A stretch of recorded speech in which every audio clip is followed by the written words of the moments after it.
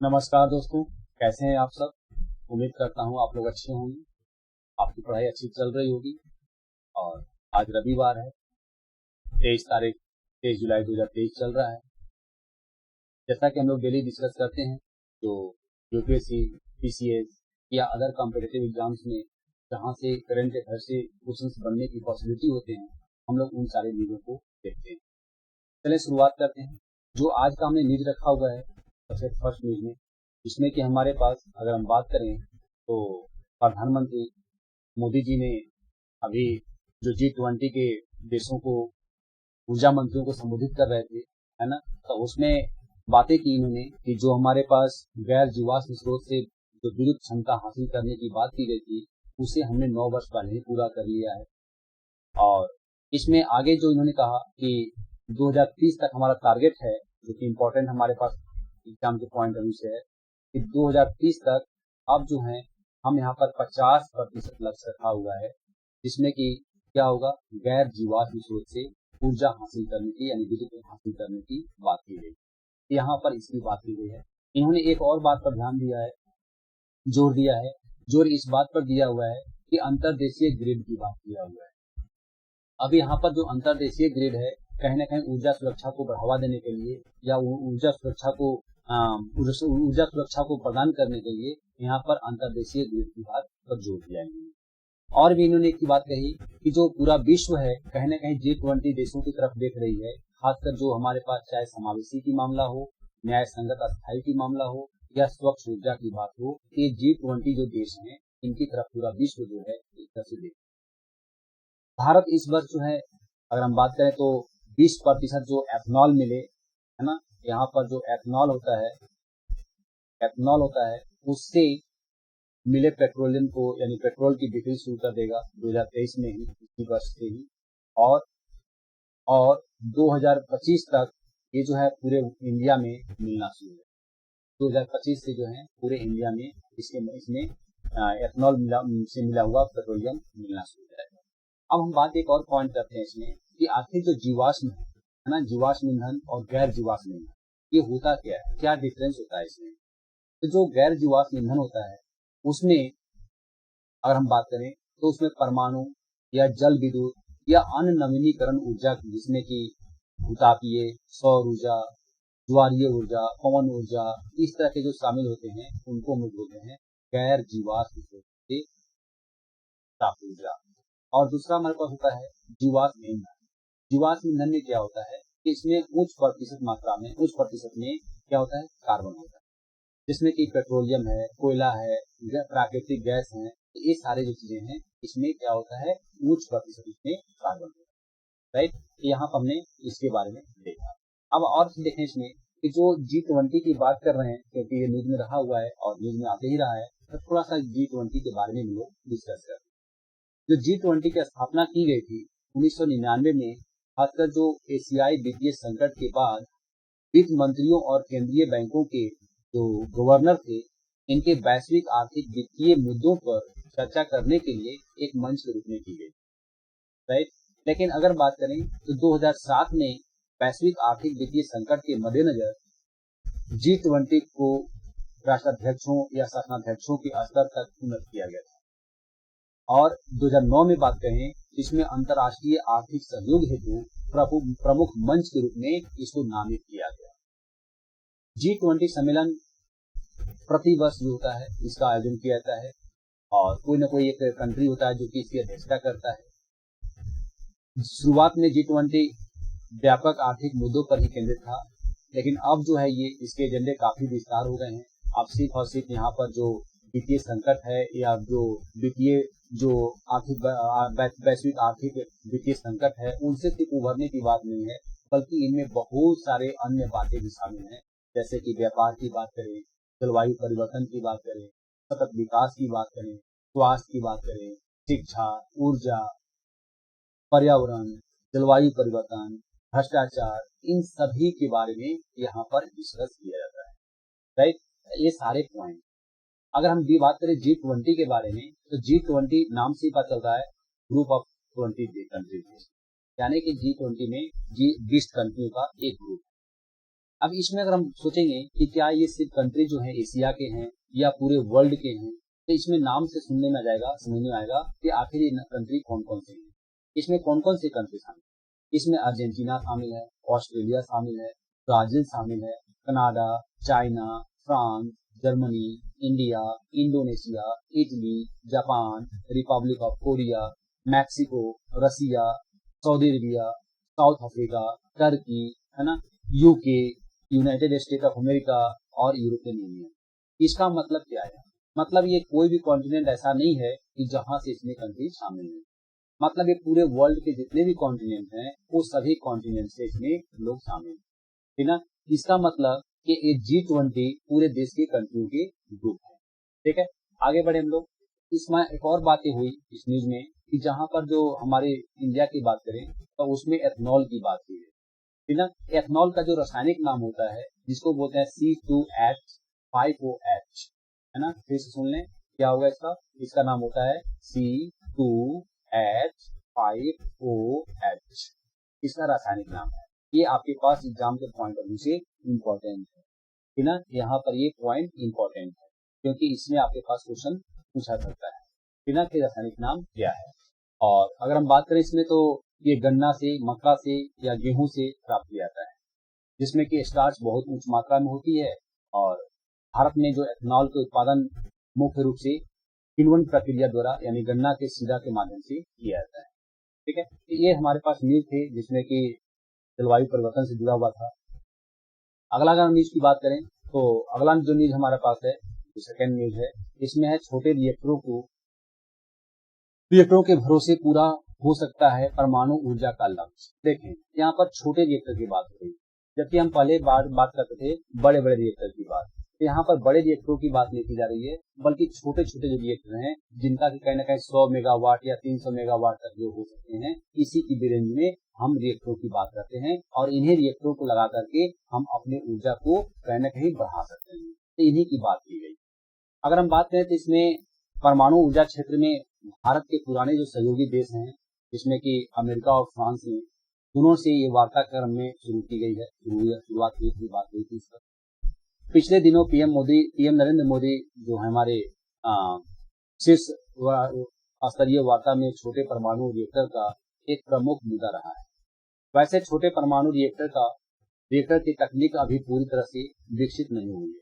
अब देखें यहाँ पर एक बात हमारे पास क्या है कि जो छोटे तकनीक हैं, इस छोटे तकनीक में जैसे कि हमारे पास बड़े रिएक्टर की तो बात होती है, उसके लिए तकनीक विकसित हो चुकी है, लेकिन जो छोटे रिएक्टर हैं उनके बारे में अभी उस तरह का कोई तकनीकी रूप से व्यवस्था नहीं की गई है।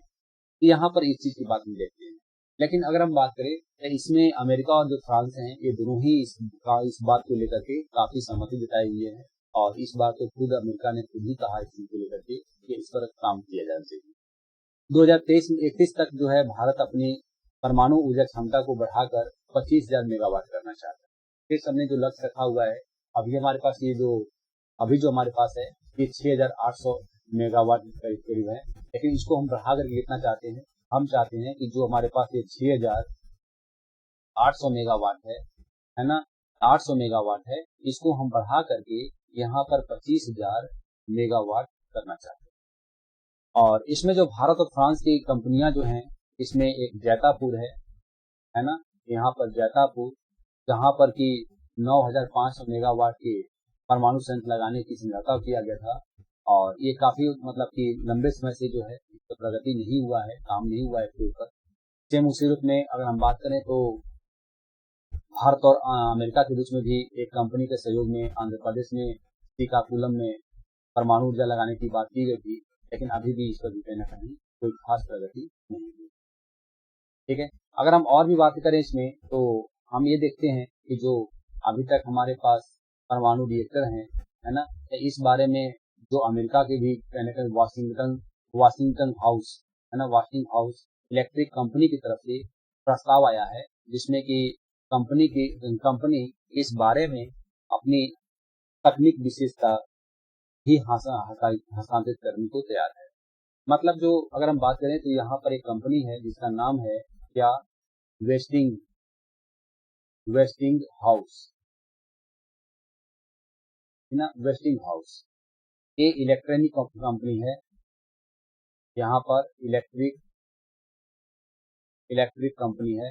और ये जो इलेक्ट्रिक कंपनी है इसने मतलब कि इंडिया के साथ कहीं ना कहीं तकनीक को भी अपना मतलब कि हस्तांतरण करने की बात कही है।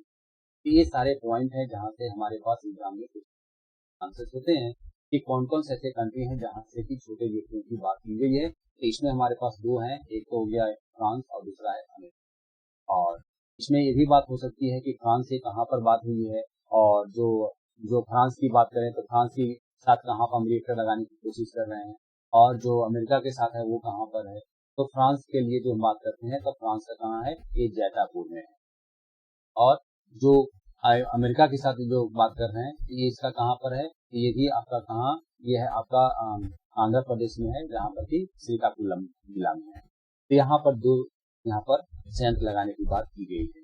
राइट, आगे बढ़े हम लोग। इसके बाद हम फिर देखते हैं क्या कि जो अगला न्यूज है एक बहुत ही बड़ा अच्छा ही कार्टून में बनाया गया है ना। और कार्टून में कुछ कमेंट किया गया है, उसी के बारे में बात की गई है।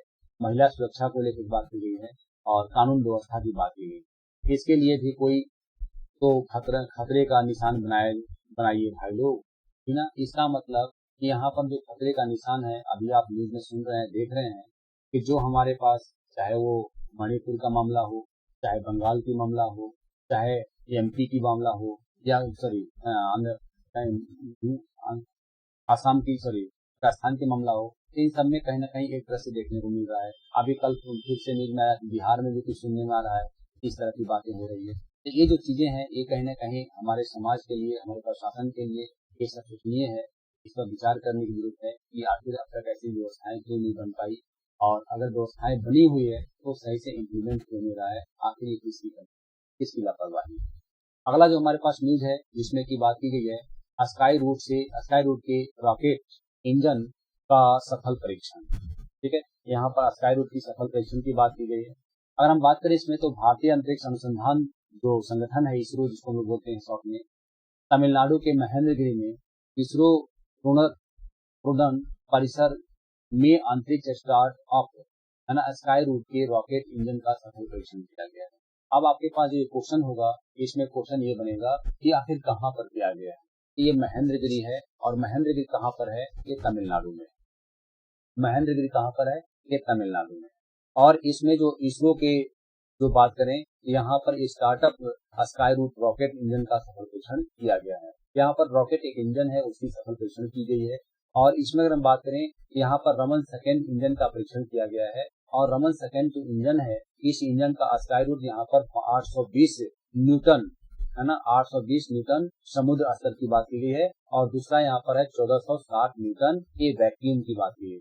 यानी कि इस तरह की जो बातें हैं, यहाँ पर 8.5 बार के नॉमिनल है ना चैम्बर प्रेशर के साथ डिजाइन किया गया है। ये बेसिकली यहाँ पर डिजाइन कैसा है उसकी बारे में बात की गई है, और इसी के बारे में यहाँ पर बताया गया है। इसमें जो हमारे पास इंपॉर्टेंट न्यूज ये है कि यहाँ पर दो बातें हो गई। एक तो हो गया कि जो ये किसके द्वारा किया गया, तो इसरो द्वारा किया गया है। ये कहाँ पर किया गया है, तो तमिलनाडु के महेंद्रगिरी में किया गया है ना। यहाँ पर हम बात करें तो इसमें अगर हम और डिटेल में जाएंगे तो यहाँ रमन सेकेंड इंजन का परीक्षण किया गया है। और इसमें स्काई रूट में 820 न्यूटन समुद्र स्तर की बात की गई है, और 1460 न्यूटन यहाँ पर थ्रस्ट की बात की गई है। इसमें एक और इम्पोर्टेंट पॉइंट ये है कि यहाँ पर इसमें जो है ये मोनोमिथाइल हाइड्रोजन है ना, मोनोमिथाइल हाइड्रोजन और नाइट्रोजन टेट्रोसाइड का पूर्णतः के रूप में उपयोग करता है। ये जो आपके पास है, ये आपके पास इम्पोर्टेंट न्यूज होगा। ये यहाँ पर ये आपके एग्जाम के पॉइंट से बहुत इंपॉर्टेंट है कि आखिर जो यहाँ पर जो स्टार्टअप स्काई रूट जो रॉकेट इंजन है, इसमें जो रॉकेट इंजन में कौन कौन से इसमें जो बोल सकते हैं कि पूर्णतः है ना, वो यूज किए जाएंगे। यहाँ पर दो चीजें हैं, मोनोमिथाइल हाइड्रोजन और दूसरा क्या है, नाइट्रोजन टेट्रोसाइड। ये दो हैं जिनका कि आपके एग्जाम में आने की पॉसिबिलिटी ज्यादा है। अगला जो हमारे पास न्यूज है वो है अमेरिका से। और अगर हम बात करें यहाँ पर तो इसमें हम ये देखते हैं अमेरिका की जो न्यूज है इसमें क्या दिए हैं। यहाँ पर बेसिकली है कि जो अमेरिका और भारत जैसे जो देश हैं, ये मिलकर के इंटरनेशनल जो यहाँ पर AI जो कि आर्टिफिशियल इंटेलिजेंस की बात की है यहाँ पर। आर्टिफिशियल इंटेलिजेंस की बात की गई है। और इसके लिए जो अमेरिका है इसने खुद यहाँ पर बढ़ चढ़ के बात किया हुआ है कि हाँ, इसमें हमें कहीं न कहीं भारत के भविष्य को आकार देने के लिए साथ मिलकर काम करने की ज़रूरत है। अमेरिका के जो राष्ट्रपति जो बाइडेन जिनको विज्ञान सलाहकार भारत डॉक्टर आरती प्रभाकर ने शुक्रवार को यह बताया कि कहीं भारतवंशी प्रभाकर ने कहा कि बाइडेन अनुशासन ने यह सुनिश्चित करने के लिए गूगल व माइक्रोसॉफ्ट जैसी कंपनियों की मदद लेने का फैसला किया है, ताकि यहाँ पर जो है ये बात करें हम लोग तो इसमें जो बाइडेन है इन्होंने जो गूगल और या बोल सकते हैं कि जो माइक्रोसॉफ्ट है अमेरिकी कंपनी है कि इनका सहयोग लेंगे, जिससे कि जो हमारे पास आर्टिफिशियल इंटेलिजेंस है इसका कहीं न कहीं दुरुपयोग से बचा जा सके और इनमें जो गूगल और माइक्रोसॉफ्ट हैं इनका सहयोग मिले, इसके लिए उन्होंने बात कही। ये था इसमें मेन न्यूज। आगे चलें, इसमें अगला जो न्यूज हमारे पास है ये भी बहुत इम्पोर्टेंट न्यूज है जो कि हमारे करंट अफेयर्स के लेकर के जहाँ की पीछे से यूपीएससी की एग्जाम आ सकते हैं। यहाँ पर एक आ गया कि भारत ने वियतनाम को सौंपा युद्धपोत INS कृपाण। अब देखें यहाँ पर जो INS कृपाण है, अगर हम थोड़ा सा बात करें तो अभी देखो जो INS कृपाण है इसकी यहाँ पर 1991 में इसकी सेवा शुरुआत की गई थी और 2023 तक जो है अभी मतलब कि 32 वर्ष लगभग होने जा रहे हैं। और इस 32 वर्ष में कई ऑपरेशन में भाग भी लिया इसमें कौन INS कृपाण। और इसमें जो लगभग 12 अधिकारी और 100 नाविकों द्वारा संचालित होता है ना। ये जो है 12 अधिकारियों और 100 नाविकों द्वारा संचालित किया जाता है। यह जहाज जो है 90 मीटर है लंबा होता है और लगभग यहाँ पर 10.45 मीटर चौड़ा होता है। इसमें सबसे बड़ी बात यह है कि ये जो है हमने फर्स्ट टाइम किसी भी अपने पड़ोसी मित्र राष्ट्र को सौंपा हुआ है। आज तक ऐसा कभी नहीं हुआ था कि हमने किसी तरह का तोपिया इस तरह के जो बोल सकते हैं कि जो हमारे पास नौसेना है ना, सॉरी ये जो पोत है इसको हमने कहीं दिया हुआ है, ठीक है ना। यहाँ पर जो नाविक की बात की गई है इसमें।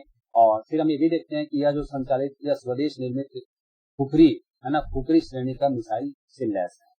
अगर हम बात करें इसमें तो अब ऐसा हमने क्यों किया, इसके पीछे कारण क्या है? इसके पीछे कारण ये है कि हम क्या देख रहे हैं कि जो दक्षिण चीन सागर है, इस दक्षिण चीन सागर में जो चीन है उसकी क्या है आक्रामकता बढ़ती जा रही है ना। तो इस कारण से हमने वियतनाम को ये जो INS कृपाण है इसको सौंपा हुआ है, ठीक है ना। यह पहली बार है जब भारत ने किसी विदेशी मित्र राष्ट्र को पूरी तरह से परिचालित युद्धपोत सौंपा है, राइट। यहाँ पर पूरी तरह से क्या है परिचालित युद्धपोत को सौंपा गया है। INS कृपाण को 32 साल की शानदार सेवा पूरी करने के बाद भारतीय नौसेना ने सेवा मुक्त कर दिया है, ठीक है ना। यहाँ पर इसको 32 साल हमारे इंडिया में काम किया, लेकिन अभी भी उसे कहाँ दिया गया, ये वियतनाम को दिया गया है। ये बहुत इंपॉर्टेंट न्यूज थे और उम्मीद है कि ये सारे इंपॉर्टेंट न्यूज आपको याद रखेंगे, समझेंगे, ठीक है। Okay, thank you.